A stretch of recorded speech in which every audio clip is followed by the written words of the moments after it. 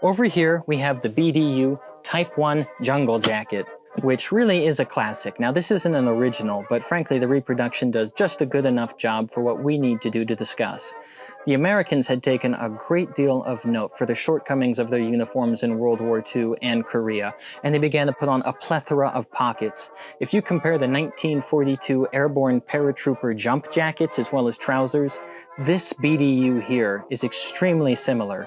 The pockets, for example, up here are pleated and they have extra carrying capacity, and some of these will even come reinforced. You also have pockets here down at the side, not just the chest, which again have a pleat, and they have plenty of extra carrying capacity and space, which is absolutely fantastic because you're going to need that.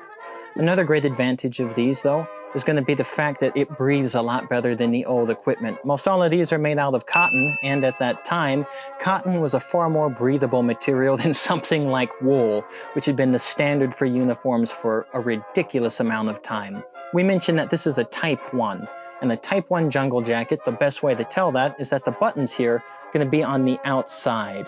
This basic Type 1 had these on the outside, and that soon became a problem because these buttons would fall off and snag on so much of the foliage around them. So a Type 2 and Type 3 of these would be made to improve upon that. And you can tell those because they have a flap over the top of these buttons to protect them from being ripped off and destroyed. Regardless of this being a Type 1 reproduction, we're still really happy, and this is going to be one of the jackets that Tauntaun will be wearing in the field when discussing Vietnam.